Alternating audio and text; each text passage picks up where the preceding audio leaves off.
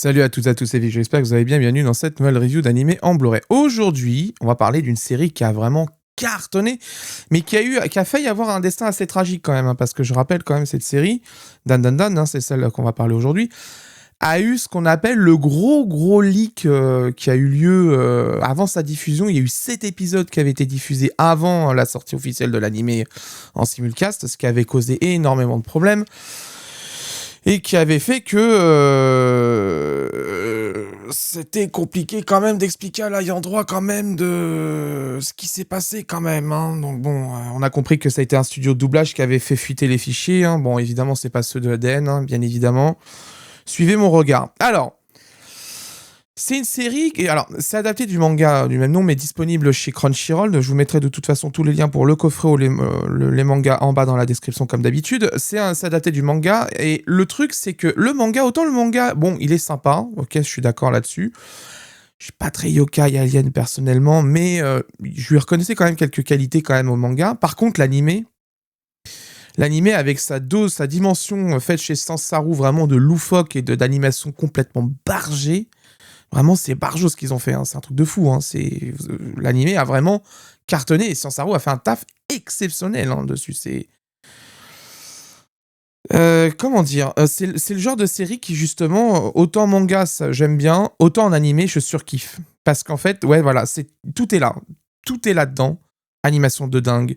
Le scénario est parfait. D'ailleurs, le scénario est fait par Hiroshi Seko. Il a travaillé sur Mob Psycho, aussi une grosse folie en animation et en réalisation, et aussi au niveau du scénario, au niveau de comment c'est écrit, etc. Et c'est réalisé par, de mémoire, c'est Fuga Yamashiro, qui a été assistant réalisateur sur Inuo. Et quand on voit ce qu'il a fait en réalisateur là tout court, on peut dire qu'il a quand même bien bossé, hein, ça c'est sûr. Donc c'est un animé qui est disponible chez All The Anime. Alors, une 50aine d'euros en moyenne, hein, du coup, le coffret. Mais vous allez voir qu'il y a quand même des choses très intéressantes au niveau de ce qui a été fait, au niveau édito, etc. Il y a des choses sympas. Alors, première chose qu'on peut voir, face avant, visuel full, mais vous allez voir qu'il y a autre chose après. On regardera après, justement, en dessous. Logo Dan Dan Dan, saison 1, parce que c'est en 2 cours, hein, du coup, saison 1, saison 2. Vous aurez la saison 2 qui arrivera un peu plus après. Là, sur la tranche, le bande jaune, plutôt, excusez-moi. Mention saison 1, ici en bas, Dan Dan Dan. Et la petite soucoupe ici. Pas de logo d'All The Anime d'ailleurs, c'est assez sobre sur la tranche, comme ça c'est plutôt propre, hein, quand même là-dessus. Hein, là-dessus, rien à dire. De l'autre côté, c'est la même chose. Au-dessus, on a le logo All The Anime Dan Dan Dan édition collector, parce que c'est une édition collector que je vous présente aujourd'hui. Et en bas, vous avez les logos Science Saru All The Anime et les mentions copyright ici. Comme vous le voyez là, voilà. Et vous voyez justement toutes les mentions copyright ici. C'est un coffret qui déjà au niveau design face avant c'est très joli, mais on va voir après qu'il y a d'autres choses qui sont vraiment sympas. À l'arrière, vous avez la phrase d'accroche, une pépite du genre fantastique. Et vraiment, je le dis, je le répète, par contre, l'éclaireur Fnac, on va pas me faire croire qu'il n'y avait pas autre chose pour décrire l'animé parfaitement quand même. Hein. Parce que bon, l'éclaireur Fnac, bon. Voilà. En haut, vous avez bien sûr le texte d'accroche. Vous voyez que c'est produit par Science Saru, hein, Devilman Crybaby et Inuo et Japan Stings 2020. On a au niveau des caractéristiques ici, c'est du 1080p 16 neuvième, je vais au VF. La VF, c'est celle de ADN. On en regardera justement après ce qui a été refait dessus. L'étui collector et photoluminescent. Mais vous allez voir qu'il y a un détail là-dessus parce que beaucoup se font avoir là-dessus et il faut bien comprendre pourquoi il faut faire quelque chose. Un livret de 32 pages, les stickers, le poster réversible A3, bonus vidéo. Et là, il y en a pas mal quand même. On regardera du coup en détail exactement ce qu'il y a dedans. On a les bandes annonces et génériques de début et de fin sans texte, interview avec l'équipe, scène du réalisateur, interview commémorative et interview avec Kensuke Ushio. Alors, comme je vous le disais, c'est un coffret qui est luminescent en fait, si vous voulez. Peut-être que certains dans mes vidéos connaissent les montres mécaniques, par exemple. Sur les index, là où il y a l'heure, en général, on met ce qu'on appelle du super luminova. Ça permet d'éclairer justement les index de la montre dans la nuit pour pouvoir les voir et lire l'heure correctement. Il y en a aussi sur l'aiguille. C'est à peu près le même principe là sur le coffret de Dan Dan Dan, mais il faut enlever l'étui. Parce que c'est pas l'étui celui-là qui a cette techno, c'est celui-là en fait. Et on le voit d'ailleurs à l'image, on voit l'aspect granulé, etc. et que le sort de vernis sélectif, c'est justement le traitement luminescent qui est là-dessus, en fait. Alors, bien sûr, comme d'habitude, il faut mettre le coffret à la lumière. C'est pour ça que d'ailleurs, justement, c'est un truc que j'ai pas trop compris, c'est le deuxième étui. Alors ça le protège, ok, luminescent, ok, mais du coup, ceux qui veulent vraiment voir le luminescent dans leur vidéothèque, du coup, là, par exemple, le Dan, là, ici, le 1 et le petit logo en haut sont luminescents. Donc du coup, si on remet l'étui, celui-là, là-dessus, on le voit plus. Donc soit vous le laissez dans cet étui-là, donc vous assumez le design celui-là, vous voulez celui-là, soit si vous voulez absolument luminescent, vous laissez le coffret comme ça en fait. Et comme ça, vous l'avez. Donc là, en fait, toute la face avant, là, le logo Dan, là, ça c'est luminescent, là, ça l'est pas. Ça l'est, ça l'est, ça l'est. Là, ici, non, là, il y en a pas. Derrière, pareil, il y en a. Tout ça, là, c'est luminescent. Ça aussi, ça aussi, ça aussi, ça aussi, ça aussi. Je vous mettrai, de toute façon, j'essaierai de vous incruster dans la vidéo à un moment où je le montre avec la lumière, pour que vous voyez, enfin, l'effet luminescent pour que vous le voyez dans le noir. Mais globalement, c'est plutôt sympa. Par contre, il faut vraiment que ça capte de la lumière pour la redélivrer. C'est comme ça que ça marche, hein, toujours, de toute façon. Donc, si vous le recevez et que vous testez direct dans le noir, bien évidemment, la source lumineuse ne sera pas très élevée parce qu'il faut vraiment qu'il capte de la lumière pour ça. Donc, c'est tout à fait normal. Donc, c'est plutôt sympa. C'est une attention assez sympathique là-dessus. Après, le problème, c'est comme je l'ai dit, voilà. Il y a ça, en fait. C'est ça le truc. C'est que l'étui va bloquer la lumière. Donc, en fait, il va jamais la capter correctement, même sur la tranche, en fait. Donc, c'est un peu dommage. Mais bon, après, je peux comprendre pour le protéger l'effet, etc. Parce que je pense que ça peut se rayer quand même. Et encore, il y a quand même la dose, hein, mine de rien. Donc, ça peut-être se rayer ou quoi que ce soit. Mais en tout cas, il y a des choses intéressantes qui ont été faites. Ils ont tenté quelque chose aux animes. On peut pas leur enlever. Et là-dessus, on peut pas juger. Mais ils ont essayé quelque chose. Donc, face avant, full aussi. Là, ici, on suit la ligne directrice au niveau du design par rapport à la première étui. Pareil, visuel ici, là, c'est plutôt sympa. Tout est luminescent, c'est quand même sympa. À l'intérieur, donc on va ouvrir. Donc fourreau bien sûr rigide, hein, puis il est quand même costaud le carton. Hein, je peux vous dire que on est plutôt pas mal. À l'intérieur, on a le livret, on a le poster A3 qui est là, on regardera ça en dernier. On a le Blu-ray, et par contre il me manque quelque chose. Ah oui, voilà, il y a les stickers, vous voyez, on va regarder ça après. Alors, on va regarder le boîtier Scanavo, comme d'habitude, hein, chez les animes, c'est assez rare. Là, il y a Cyberpunk Edge Runner qui revient avec un digipack, mais je pense que c'est plutôt parce que l'Angleterre va en faire aussi et que l'Allemagne peut-être en fait aussi. On verra.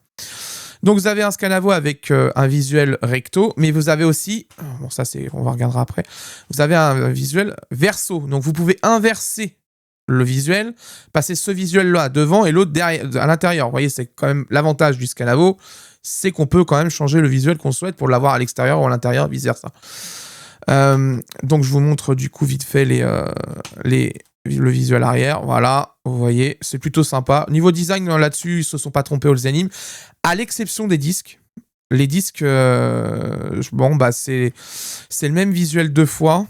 Je trouve ça un peu dommage. Je sais pas s'il y avait encore plus de matos que ça, parce que là, ils en utilisent quand même pas mal, notamment au niveau des stickers, de l'étui, enfin du double étui, etc. Est-ce qu'il y avait encore plus de visuels? Je sais pas, c'est la grande question, mais il y avait peut-être moyen de faire un visuel différent par disque, ça aurait été sympa. En tout cas, voilà. Donc, vous avez le boîtier Scanavo qui, au niveau qualité, ça n'a rien à voir d'un boîtier amarré. Hein, c'est beaucoup plus costaud, beaucoup plus qualitatif. Rien qu'à l'ouverture, on le sent de toute façon que c'est bien plus costaud qu'un boîtier amarré classique bleu dégueulasse, tout fin. Ça, c'est vraiment de la qualité. Ça, c'est bien, ça. Ça, c'est durable dans le temps. Alors, vous avez les stickers. Bon, alors, vous savez ce que j'en pense des stickers. Que ça soit Crunchyroll, Dybex ou qui que ce soit, vous savez ce que j'en pense. Moi, je les appelle les merdises. Voilà. Parce que concrètement, je le sais très bien, les gens vont pas les coller sur des appareils ou quoi que ce soit. Ils vont le garder parce que c'est une édition collector et que du coup, l'édition collector doit être complète pour être considérée complète. Et donc, voilà. Alors, par contre, je crois qu'ils sont pas luminescents. Non, ils sont pas luminescents. Ceux-là, c'est juste des stickers. Donc voilà, vous avez le sticker avec le petit chat là-dessus. Bon, c'est mignon, hein, ça y a dessus, il y a pas de problème. Mais ouais, c'est pas ce que j'attends d'une édition collector personnellement. Entre vous et moi, vous le savez très bien, j'ai toujours eu un avis. Ah, par contre, il rentre pas là-dedans, ça c'est dommage. Je l'aurais bien mis là-dedans pour le protéger, mais c'est pas grave. Donc vous avez aussi, bon, bien sûr, le flyer de All the Anime sur les coffrets. On va faire Cyberpunk Edge Runner, hein, je vous l'ai dit d'ailleurs. On va le faire, hein, justement. Bon, l'attaque des Titans, c'est l'intégrale des films, hein, c'est pas l'intégrale de la série des films. Donc tant qu'il n'y a pas une intégrale, vous voyez, ça donne ça en fait. Quand ils ont bien capté la lumière dans le noir, ça donne ça. Donc je vous aurais montré de toute façon en réel avec la caméra si j'arrive à le capter correctement, mais concrètement ça donne ça. Vous avez aussi les vinyles dispo chez All the Anime, voilà, donc n'hésitez pas, vous avez le QR code de la boutique ici. Voilà, vous pouvez y aller. Donc c'est plutôt sympa. Alors on me demande souvent si je vais faire Arcane. Non, j'ai déjà expliqué pourquoi. Je parle d'animation japonaise en Blu-ray sur la chaîne et pas d'animation française ou américaine ou quoi que ce soit. Je m'occupe essentiellement de l'animation japonaise et exclusivement de l'animation japonaise. Donc, on a parlé du Scanavo, on a parlé des stickers, on va parler du livret. Alors, un livret qui est plutôt sympa, bon, pas souple, hein, évidemment, couverture rigide, maintenant, ça commence à devenir rare, hein, quand même. Mais c'est plutôt sympa. Niveau design, bon, bah, ça suit la tendance de la série, hein. C'est assez coloré, assez moderne, il n'y a rien à dire là-dessus. On présente les personnages avec Momo et Okarune, bien sûr, ici. Donc... Voilà, présentation des personnages. Alors pour ceux qui veulent faire des fanarts, etc., c'est toujours utile, hein, ces guides-là, hein, je rappelle toujours, hein, surtout quand il y a toutes les versions au niveau des styles des personnages. Et là, on a une interview croisée avec Fuga Yamashiro et Yukinbu Tatsu, qui est son réalisateur et auteur du manga. Donc ça, c'est très intéressant pour les fans de Dan Dan Dan, aussi bien en manga, hein, du coup, parce que cette interview-là va traiter aussi de la vie et du ressenti de l'auteur du manga. Donc c'est quand même très intéressant de voir ça. Tout est traduit avec justement le passage Fuga Yukinbu ici. Voilà, vous voyez, c'est bien séparé, etc. Pas de problème. Donc ça fait 2 pages, 4 pages, 6 pages, 8 pages. Ouais, c'est quand même pas mal, hein. Vous voyez, regardez-moi tout ça. Là vous en avez hein, de l'interview. Hein. Mini commentaire des épisodes. Donc là, ici, vous avez apparemment un mini commentaire des épisodes. C'est très bien. Alors, je ne l'ai pas lu parce que je voulais pas me faire spoil, justement, l'interview. Voilà, je regarde vite fait via la caméra, mais je fais de façon de pas trop lire.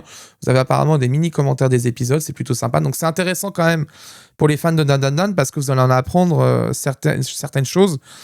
Dans cette interview croisée. Vous avez aussi une interview croisée de Satoshi Hashimoto qui est au niveau des couleurs, de Junichi Higashi qui est au niveau des décors et de Kazuto Izumita au niveau de du compositing. Vous savez, tout ce qui est effet graphique, etc. qu'on peut voir dans la série.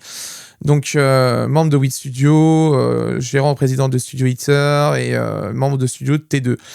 Voilà, donc vous avez encore une interview croisée, donc beaucoup de documentation sur la série, ça c'est bien, ça prouve que la série, quand même, ça a été bien fait dès le début, il y a des bonus, aussi bien au niveau du livret qu'au niveau du comment ça s'appelle, du disque, parce qu'on a vu qu'il y a des choses dedans qui sont en dehors des crédits-less, il y a aussi des bonus vidéo vraiment intéressants, donc on en reparlera dans la partie technique, hein, on regardera un peu ce que ça vaut.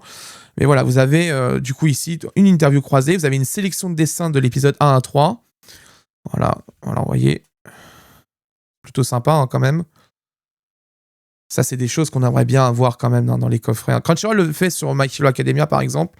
Et moi, j'aime bien ce geste-là justement parce que ces dessins-là, on n'arrive jamais à les avoir en dehors de ce qu'on appelle des ventes aux enchères sur Yahoo Auction Japan ou des trucs comme ça, où on peut en avoir des fois. Mais autrement, c'est très dur à avoir. Et c'est dommage parce que ce genre de dessin et ce genre de croquis de prod, etc. Moi, perso, je suis preneur. Donc, c'est pour ça. D'ailleurs, il y a un autre truc qui est très prisé aussi des collectionneurs. Et je pense notamment à la communauté Dragon Ball et Dragon Ball Z. C'est les selles. Vous savez, les fameux dessins sur plastique, etc., ce qu'on appelle les cellulos. Ça, c'est très collector. Notamment la fameuse scène où Gohan se transforme en Super Saiyajin 2. Qui était recherché à une époque et qui est tombé dans les mains de quelqu'un que je connais sur Twitter et qui l'a vendu justement récemment pour financer quelque chose, je crois, de mémoire, ça j'ai un doute, mais voilà. Donc vous avez les illustrations promotionnelles de Dan ici, voilà, une galerie d'art, voilà, c'est très joli. Bah écoutez, c'est un livret plutôt complet. Vous avez l'équipe ici, l'équipe éditoriale au complet. Donc, c'est un design d'Audrey Martinez. Je salue au passage Audrey, hein, comme d'habitude. J'adore son boulot. Le seul truc où je reste quand même... voilà, c'est ça. C'est cet étui-là, en fait. Mais après, je peux comprendre pour le protéger, le luminescent. Et peut-être aussi, il y a le visuel promotionnel qui était imposé en cover sur le coffret. Et qu'ils ont voulu contourner le truc pour avoir ce qu'ils ont fait au niveau luminescent. C'est possible, hein. Mais bon, après, moi, je vais l'enlever et je vais laisser le coffret avec le luminescent bien apparent. Comme ça, on le verra dans la nuit dans mon bureau pour pouvoir voir les Blu-ray. Vous avez l'équipe de la série, le cast VO, le cast français. On en reparlera justement dans la VF. Hein, c'est une VF Timeline Factory avec 2 adaptateurs dessus. Je reconnais un nom-prénom justement là-dedans. Et vous avez le cast ici. On en reparlera de toute façon dans la review technique en seconde partie de la vidéo. Alors, on a du coup le poster, on va finir avec ça du coup, le poster A3, bon c'est sympathique, après le problème c'est que les posters sont pliés en 1000, donc évidemment c'est comme toujours, hein, c'est plié de fou, donc évidemment voilà, on les voit les marques, hein. D'ailleurs vu que les animes vendent des vinyles etc, peut-être ils devraient vendre des posters en rouleau, parce que je pense que beaucoup seraient très, très intéressés par des posters genre Dan Dan Dan, Violet Evergarden etc en A2, en grand format. Donc bien imprimé et tout sur du beau papier, etc. On en reparlera d'ailleurs sur Kimagure Orange Road quand le coffret sortira. Je vous montrerai justement ce que j'ai réussi à acquérir dans ce genre. Donc voilà le poster de Dan Dan Dan, hein, qui est très joli, très très bien imprimé. Vraiment, il est impeccable au niveau impression. La netteté du truc, il n'y a pas un pet de bruit, rien du tout. Pas de postérisation, que dalle. Et derrière, vous avez le visuel promotionnel qui était diffusé de partout. De Dan Dan Dan, le voici, le voilà. Il est très sympa. Bon, après, le problème, c'est qu'il est plié de partout. Donc, bon. Ça, c'est le problème. C'est que, le geste, moi, je l'aime bien. Mais le problème, c'est plié en 1000. Donc, bon, évidemment, on peut pas faire de miracle là-dessus. Hein, c'est pas possible. Hein. Donc, voilà. Donc, c'est un coffret qui, déjà, au niveau design, je trouve, vous me direz ce que vous en pensez dans les commentaires. Hein, comme d'habitude, n'hésitez pas à réagir à la vidéo pendant que je fais l'unboxing. Vous pouvez réagir en même temps. Je trouve quand même que c'est un coffret au niveau finition qui est vraiment impeccable. Il n'y a rien à dire là-dessus. C'est vraiment ce qu'on attendait pour Dan Dan Dan, qui est une série qui est extrêmement réussie. Vraiment, je le dis, hein, le manga, autant il me plaît bien, je le trouve sympa, je trouve des qualités. Je vous avoue, avant de savoir que c'était Science Saru, j'ai eu peur quand même quand j'ai entendu qu'il allait sortir en animé. Je me suis dit, j'espère que ça va pas tomber sur un studio pourri. Parce que le problème, c'est que si ça tombe sur un studio mid, ou voire même très mauvais, qui fait des projets à bas de gamme, ça serait vraiment dommage. On en a vu des animés comme ça qui ont fini chez des studios. Par exemple, la réadaptation de Shaman King, je suis désolé, ce qui a été fait dessus, c'est pas bon quand même. Le remake de Shaman King, la première série, c'est pas bon. On est très très loin de ce qui aurait dû être fait sur un tel manga qu'est Shaman King. J'étais assez déçu de la nouvelle adaptation animée de Shaman King en 2021. Très très déçu. Et là, par contre, quand c'est Science Saru qui a eu l'animé, je me suis dit, on va peut-être avoir quelque chose de vraiment loufoque, parce que Science Saru, quand ils font les choses, en général, ils le font quand même assez fort. L'avantage, c'est que, effectivement, après avoir vu l'animé, parce que je l'ai regardé chez Aden quand même là-dessus, oui, effectivement, l'animé est exceptionnel. C'est vraiment excellent ce qui a été fait. C'est fou, tout est vraiment béton armé là-dedans. C'est vraiment, mais l'esprit du manga est amplifié de fou avec tout ce qui a été fait par l'équipe de Science Saru. Réal, musique, etc., colo, compositing, etc. Tout est fou là-dedans. Vraiment, c'est incroyable. Alors, bien sûr, il y a eu la polémique de l'épisode 1 avec l'alien, etc. Mais moi, c'est comme ça. C'est justement pour choquer. C'est fait pour. Et après, de toute façon, il y a cet épisode-là et après, ça se reproduit plus de toute façon. Donc, comme ça, c'est réglé. On va passer à la seconde partie de la review. On va analyser la vidéo, l'audio, la VF, les sous-titres. On va regarder les bonus. On regardera le rapport qualité-prix si on peut le trouver moins cher ailleurs. Je vous donnerai les bons plans en fin de vidéo comme d'habitude. Je vous dirai si je vous le recommande ou pas, parce que sachant qu'il y a un deuxième coffret qui va arriver sur cette série, parce que il y a quand même 24 épisodes de mémoire. Donc il y aura du coup un deuxième coffret qui va arriver, donc il va bien falloir le prendre en compte. Mais déjà au niveau coffret en lui-même, au niveau finition, c'est impeccable. Le boulot a été fait. J'ai pas trop de soucis avec les équipes d'Olzianim en général. Les choix au niveau design et qualité au niveau de la fabrication, ils sont là. C'est plus cher, c'est sûr. Là, il y a quand même pas mal de trucs qui ont été faits qui sont quand même très chers au niveau finition. Ça, je suis sûr et certain que rien que le luminescent dessus, ça doit coûter un petit billet quand même sur 2500, 3000 exemplaires, 4000 exemplaires. Donc voilà, mais en tout cas, ouais, chapeau bas aux équipes au niveau du design, surtout à Audrey, quand même, là-dessus, le boulot a été fait. Et on va passer à la seconde partie de la review. À tout de suite. Bon, j'ai pu analyser du coup Dan Dan Dan au complet, hein. J'ai pu regarder ce qui a été fait aux États-Unis, ce qui a été fait au Japon, comparer par rapport à notre édition française, et voici mon avis. Comme d'habitude, nous sommes sur une définition de 1080p en ratio 16 neuvième, hein, parce que Dan Dan Dan est une production très récente, hein, donc c'est forcément du 16 neuvième, un FPS de 23,76, une compression en H64 et un débit vidéo qui avoisine en moyenne à 30 mégabits par seconde, on reviendra dessus. L'OVNI de 2024 en animation japonaise débarque plutôt rapidement chez nous, car l'épisode 1 qui a été diffusé en simulcast a été diffusé le 4 octobre 2024 hein, pour une sortie en Blu-ray de la première partie en novembre 2025. C'est extrêmement court et prouve que All The Anime voulait aller vite avec cette licence, plutôt un bon point. Première chose qu'on peut constater, All The Anime nous propose la version corrigée de Dan Dan Dan. Cela a été assez simple à voir hein, puisque dès l'épisode 1, juste après l'opening, il y avait un gros loupé au niveau des proportions du visage de Momo. Donc ça c'est sur le Master TV qu'on a tous vu sur Crunchyroll ou ADN, et ça c'est sur le Blu-ray. Je vous fais la bascule entre les deux pour bien vous voyez la différence. On voit clairement que sur le Blu-ray c'est bien meilleur et cohérent avec les proportions utilisées dans le reste de l'épisode d'ailleurs et sur toute la série. Donc ça c'est première bonne nouvelle. Nous avons le Master Blu-ray de ce coffret. Il y a eu d'autres modifications qui ont été faites tout au long de la série, c'est des petits ajustements etc à droite et à gauche. L'œuvre était déjà plutôt bien mature au niveau production TV, mais ça a été corrigé quand même sur le Blu-ray. Donc plutôt bon point. Au Japon, le labo qui a fait le Blu-ray a privilégié un encodage quasiment constant au niveau du débit vidéo, alors qu'en France c'est un encodage variable bitrate qui a été choisi. Je vous montre à l'image les deux courbes. On voit clairement hein, sur la version japonaise ça varie très peu, à l'exception de quand il y a un écran noir et que à droite du coup le Blu-ray français lui a tendance à vraiment jouer au yo-yo assez souvent. On va en parler de pourquoi c'est comme ça. C'est un détail qui a son importance car Dan Dan Dan a été traité au niveau de la vidéo directement sur le fichier master avec un grain qui permet de contenir le color banding. Cette technique qui s'appelle le dithering, c'est ce qu'on ajoute volontairement à l'image. On ajoute un grain qui peut être statique ou en mouvement en fonction de comment on veut gagner en compression ou en efficacité au niveau de la gestion du color banding. Et ce traitement demande deux choses.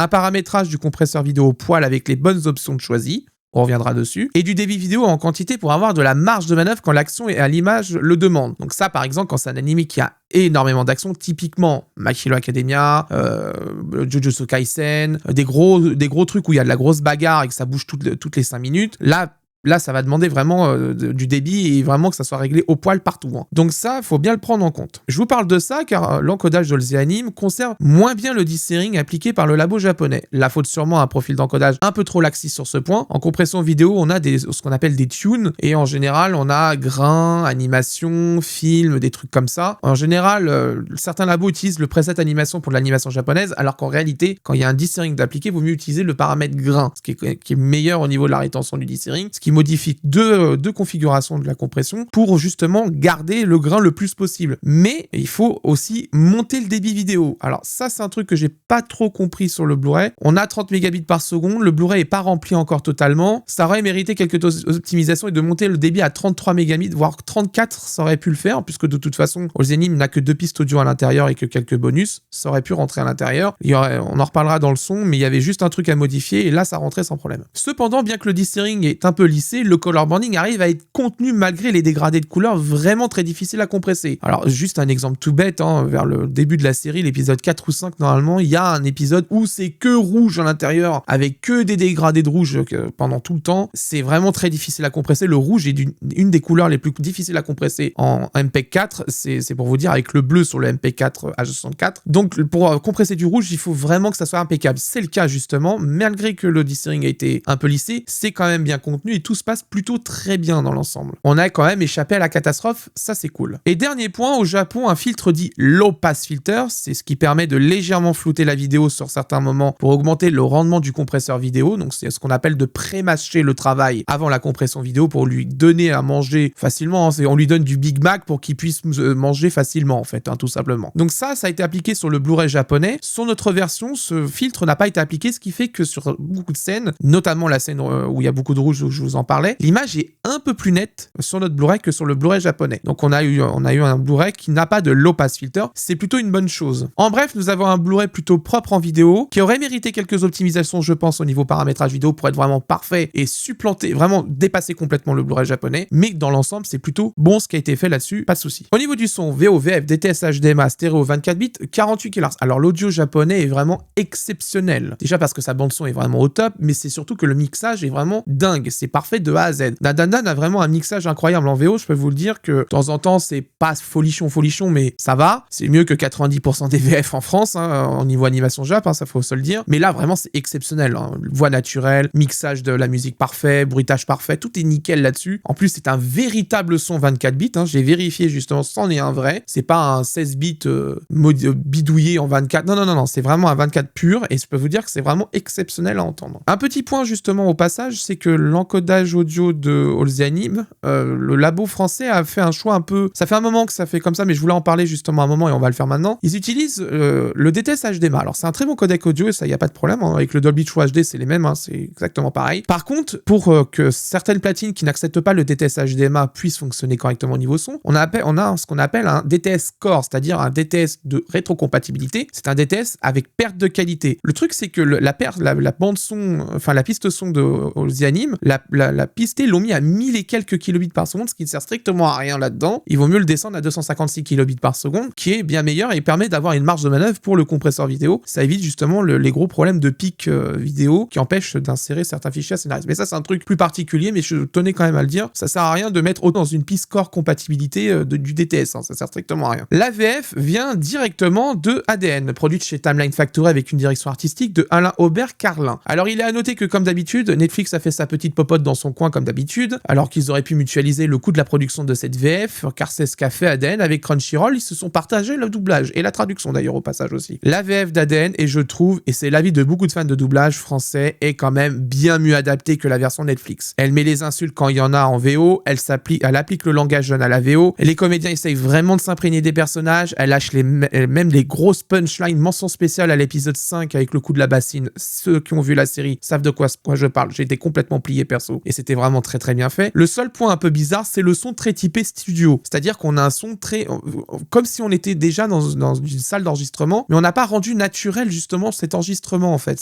C'est particulier. Alors c'est pas aussi catastrophique que Roshidere que j'ai testé il y a quelques semaines, mais on sent quand même le son très typé au studio, alors que la VO justement a un son plutôt naturel au niveau des voix. Donc ça c'est plus, je pense, une volonté de vouloir absolument conserver l'effet type studio, ce qui est un peu dommage justement parce que c'est le contraire qui a été fait en VO. Il aurait été bien justement de s'appliquer à des choix VO qui ont été faits. C'est volontaire, s'ils ont voulu absolument garder des voix naturelles, c'est qu'il y a une raison. Cela reste vraiment un doublage de très très grande qualité, qu'il y a eu une vraie volonté de faire les choses correctement et que même des concurrents, car ADN avait, comme je vous l'ai dit, la VF elle a été disponible chez Crunchyroll, ADN a fait ce qu'il fallait pour que cette VF soit diffusée et qu'en plus elle arrive sur le Blu-ray. Je trouve quand même qu'il faut remercier cette plateforme de s'investir vraiment dans les doublages de qualité et surtout de pas les bloquer, parce que c'est justement ça ce qui se passe avec Netflix, à foutre des tarifs de fou à chaque fois pour vendre des programmes, personne les achète et au final on se retrouve avec des Blu-ray sans les VF. Donc encore une fois, soutenez plutôt vos acteurs qui participent justement à la vie du secteur home vidéo et qui permet de conserver ces doublages sur des Blu-ray ou des DVD, c'est bien mieux. Je vous laisse un petit extrait pour vous faire un avis. Tu es forcément fan, avoue. De quoi? Tu es forcément fan, alors avoue. Qu'est-ce que tu me baves là? Ne fais pas l'innocente, tu es venu m'adresser la parole, il ne peut y avoir qu'une seule explication. Bon, mettons les choses au clair avant que ça dérape. Ça, c'était un one-shot. Toi et moi, on va pas devenir potes. Donc sois gentil et oublie-moi. Je te parle de ça, moi. Hein? On a la preuve que le président est allé sur Mars. L'article traite du projet Pegasus en long et en large. Hein? De quoi? Toi aussi, t'es une fan d'occulte. Ah non, désolé. Je crois pas aux petits bonhommes verts et aux ovnis. On dit pas ovni, mais PANI. P-A-N-I. Phénomène aérospatial non identifié. Par contre, là, tu commences vraiment à me gaver. Aux États-Unis, l'armée a officiellement reconnu l'existence des PANI. Ils restructurent toute leur flotte spatiale. Le Japon s'y met aussi. On a un escadron d'espace. Tous les indicateurs pointent vers une guerre des mondes imminente. Bon, moi, je me casse, hein. Non, attends. Il y a aussi la dernière photo de Nessie, si tu veux. Regarde. Il y a une page sur le lieutenant-colonel Jim Shannon et une sur le ranch Skinwalker.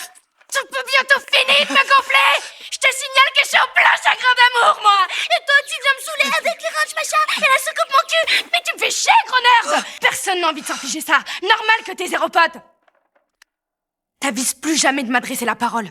Au niveau de la traduction, les sous-titres viennent directement de ceux du simulcast de ADN. La traduction est signée Eric Figuer. J'espère que je dis bien son nom correctement. Pardon si j'ai écorché le nom de famille. C'est dans l'ensemble de très bons sous-titres. Je crois qu'il y a eu une petite relecture qui a été faite avant l'envoi des sous-titres chez All the Anime, car les coquilles que j'avais aperçues pendant le simulcast ont disparu sur cette édition Blu-ray. C'est quand même vachement cool. L'adaptation est vraiment bonne, drôle, Elle ne cherche pas la surenchère au niveau vulgarité. C'est très important sur une série comme Dan Dan Dan parce qu'on peut être tenté de le faire, justement. Au niveau carton de traduction, donc tout ce qui est panneau japonais, etc., c'est à l'identique de ADN. Aucune surprise à ce sujet. Olziani n'a pas pris la peine de rajouter des trucs qui auraient pu être nécessaires, etc.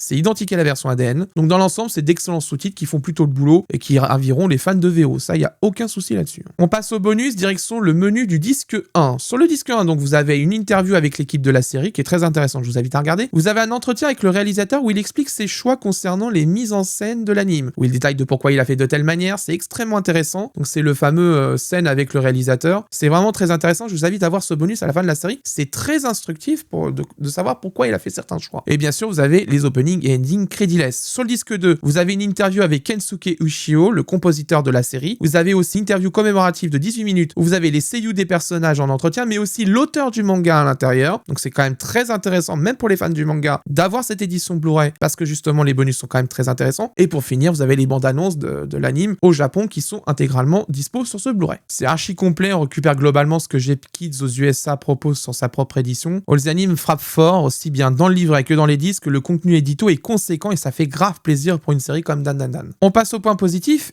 et négatifs. Les positifs, les finitions, je trouve quand même globalement il y a eu des efforts qui ont été faits. Effets luminescents, voilà, phosphorescent, c'est vraiment sympa. Bon, c'est vrai qu'avec le double étui, il faut le prendre en compte qu'il faut l'enlever si on veut vraiment le voir dans la vidéothèque constamment au niveau de l'effet phosphorescent. Ça, c'est à vous de voir ce que vous voulez faire. Moi, je trouve quand même que globalement, la case, les choix de visuels qui ont été faits, de manière générale, les finitions de ce coffret sont quand même assez hautes. Le livret, bien sûr, je vais entendre les mêmes des arguments.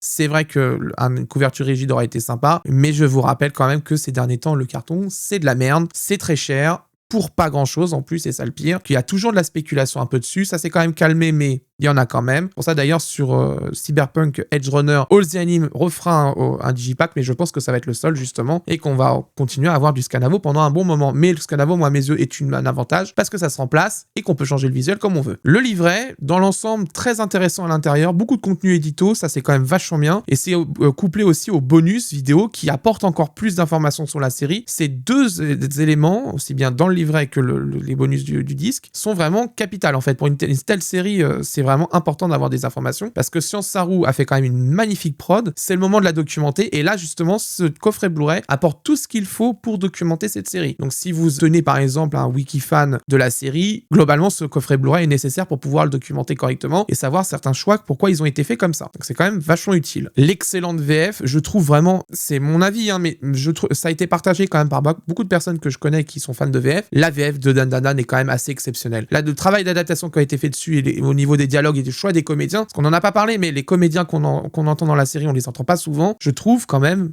c'est vraiment du très bon travail. Là où la version Netflix est très lisse au niveau adaptation, la vulgarité est quand même pas mal lissée, le trait de caractère des personnages est quand même pas mal lissé. Je trouve le casting perso des personnages, on entend beaucoup de comédiens déjà qui sont dedans assez souvent. Cette VF ADN a quand même fait, à mes yeux, vraiment le job. Moi, d'ailleurs, je recommande cette VF aux fans de VO de l'essayer parce que vraiment, elle vaut le coup. D'ailleurs, certaines personnes qui regardent en VO l'ont testé, ont dit, c'est vrai qu'elle est quand même de qualité. Donc voilà, ça peut être une VF qui peut réconcilier les personnes qui ont été allergiques aux VF des années 2000, où on entendait le même comédien sur 5 personnages, où il se tirait un peu la gorge pour changer un peu d'intonation de voix, etc., etc. Cette VF, je pense, peut réconcilier les anti-VF qui ont un préjugé des VF des années 2000. Essayez-la, vraiment, ça vaut vraiment le coup, parce qu'elle est vraiment de très grande qualité. Le dernier point, la qualité vidéo, qui dans l'ensemble échappe à la catastrophe, conserve plutôt bien, contient bien le color banding, conserve bien la qualité vidéo de l'anime, mais on va passer au moins et au négatif, hein, bien sûr. Il manque encore un chouïa d'optimisation au niveau encodage. Des points tout bêtes. Par exemple, utiliser le bon preset d'encodage pour les animés qui ont un gros dithering comme ça, c'est important. Sur l'encodage audio, pareil, ça sert à rien de mettre 1000 et quelques kilobits par seconde sur une piste avec perte de qualité, ça sert strictement à rien. On met du 256 kilobits par seconde, sur le DTS, ça suffit largement pour faire une couche de rétrocompatibilité. Ça permet de récupérer de l'audio, de ce qu'on appelle du débit vidéo à réattribuer ailleurs, et ça fait que le taux de débit global à transférer au laser est plus bas, et donc on peut faire plus de choses. Sincèrement, ça s'appelle de l'optimisation. Je vois même pas pourquoi c'est pas fait d'ailleurs, parce que ça me paraît quand même logique. Toutes les personnes qui utilisent le DTS HDMA font des pistes compatibilité à 256 kilobits, et toutes les personnes qui utilisent des outils d'encodage vidéo H64 pour les Blu-ray savent que par exemple sur les animes comme Dan Dan Dan, il faut activer les bonnes options pour conserver le dithering et justement justement augmenter le rendement du compresseur H264. On a l'avantage en plus qu'on n'a pas le low pass filter sur notre version à nous, donc on peut quand même s'amuser à faire pas mal de choses dessus. C'est vraiment de l'optimisation bête et méchante, hein. On est déjà bien, mais on pourrait aller encore mieux en faisant pas grand chose en fait. C'est pour ça que ça me frustre en fait. Et le dernier point, le mixage audio très studio, c'est le seul point de la VF qui me dérange un peu quand même. Le choix de la VO est de faire des voix très naturelles, intégrées vraiment à l'environnement audio de l'animé, là où la VF justement a un son trop enregistrement studio. Un peu comme ce que vous m'entendez actuellement avec mon micro, ça fait cet effet-là. C'est quand même dommage et je pense qu'il faut faire très attention. Et ça, je sais qu'on regarde ma vidéo aussi chez certains studios de doublage. Il faudrait vraiment faire attention aux choix qui sont faits côté japonais sur le mixage qui est proposé. Si c'est un mixage typé voix naturelle, très intégré à la VI, etc., il faut l'appliquer aussi sur la VF. Ça demande plus de taf, ça demande plus de rigueur là-dessus, mais c'est nécessaire. Parce que tout simplement, l'avantage que ça a, c'est que c'est plus agréable à l'oreille, ça fait moins artificiel, et ça permet de vraiment avoir un truc parfait, qui colle parfaitement aux choix qui ont été faits côté japonais. Si vous voulez acquérir le coffret, 2 choix s'offrent à vous. Alors le premier, c'est le site officiel d'All the Anime, hein, bien sûr, au prix de 64,99 €. C'est le prix de vente conseillé que l'éditeur applique directement sur son site, hors réduction de précommande. Parce que si vous aviez précommandé Dandanan, vous aviez eu une réduction de précommande. Ça, c'est l'option la première que vous pouvez faire. L'argent que vous donnez va directement à l'éditeur, donc il n'y a pas d'intermédiaire, pas de distributeur, pas de tout ça. L'autre solution, c'est le bon plan que je vous propose, c'est sur Amazon au prix de 51,14 € avec les frais de port inclus. Parce que comme on dépasse les 40 €, les frais de port sont inclus, quel que soit votre abonnement, si vous êtes Prime ou pas. Donc, ça fait quand même une économie de presque 14 €. Et vu les temps difficiles en ce moment, niveau pognon, je vous fais pas de dessin, vous suivez l'actualité, vous comprendrez ce qui se passe. Je pense qu'une telle économie, on ne crache pas dessus, surtout que les périodes de Noël et de Nouvel An arrivent. Donc, il y aura du pognon à sortir pour les fêtes, les repas, les cadeaux, etc. Donc, 14 € à mettre de côté. Je pense que tout le monde le prend. Donc, comme d'habitude, je vous mets les liens en bas dans la description. Il faudra bien prendre en compte qu'il y aura bien sûr un deuxième coffret qui va sortir, parce que ce sera la deuxième partie de Dandanan, qui arrivera d'ici quelques temps, peut-être l'année prochaine, on verra. Mais il faut bien le prendre en compte qu'il y aura un deuxième coffret à prendre. Je pense que c'est mieux à faire de toute façon, que All the Anime souhaite mieux sortir la première partie de l'animé. Comme ça permet d'étaler le paiement de la série entière en 2 fois que de lâcher d'un seul coup une grosse somme qui aurait été quand même assez compliquée au vu des temps difficiles quand même ces derniers temps en France. Je recommande quand même ce coffret Blu-ray qui, à mes yeux, propose beaucoup de choses, aussi bien au niveau édito, qualité de finition. Au niveau vidéo, il y a des petits peaufinages à faire, mais dans l'ensemble, c'est propre. Voilà, c'est la fin de cette review. J'espère qu'elle vous a plu. Comme d'habitude, vous avez l'abonnement, le pouce bleu, la cloche si vous souhaitez soutenir la vidéo. Et vous avez aussi le bouton boost si vous souhaitez booster la vidéo. C'est très important, ça permet de remonter la vidéo dans les algos et ça sera quand même vachement utile. La prochaine review, ce sera Die Buster qui sort chez All the Anime. Alors, on va avoir pas mal de coffrets All the Anime, hein. Normalement, ça va enchaîner quand même pas mal. Il y a aussi du Crunchyroll qui va arriver normalement aussi. Dans l'ensemble, on va avoir quand même une fin d'année plutôt calme parce qu'il y a eu pas mal de reports qui se sont faits pour janvier, février, notamment chez All the Anime et Crunchyroll. Diebex, j'ai pas de news là-dessus. Me demandez pas quand est-ce que sort le 4e film d'Evangelion. Je sais pas. J'ai aucune information là-dessus. Et ne me demandez pas non plus quand est-ce que sort Kimagure Orange Road chez Diebex. Aucune idée non plus. L'éditeur l'a annoncé il y a plusieurs années. Et depuis, walou. Il y a eu une page qui est arrivée sur leur site. Pas de précommande ouverte, rien du tout. Donc bon, pour l'instant, il n'y a rien de prêt encore. Si vous souhaitez soutenir mon travail comme d'habitude, vous avez la possibilité de souscrire à la chaîne via le bouton rejoindre à 2,99 €. Ça me permet directement de réinvestir dans des coffrets que je n'achèterai pas, de séries qui ne me plaisent pas ou que par exemple le budget est trop serré sur certaines séries et que je puisse investir dedans. Et ça vous donne par contre en contrepartie la possibilité de voir les reviews en avance. Il va y avoir des changements l'année prochaine normalement. Certaines reviews vont arriver beaucoup plus en avance que d'habitude. Je vous expliquerai ça normalement en janvier. Je ferai une vidéo spéciale là-dessus, peut-être même une FAQ. On en rediscutera normalement fin décembre. On verra ça. Je vous laisserai faire le choix de si on fait une FAQ ou pas. On verra ça. Quant à moi, je vous laisse et d'ici là, portez-vous bien. Ciao.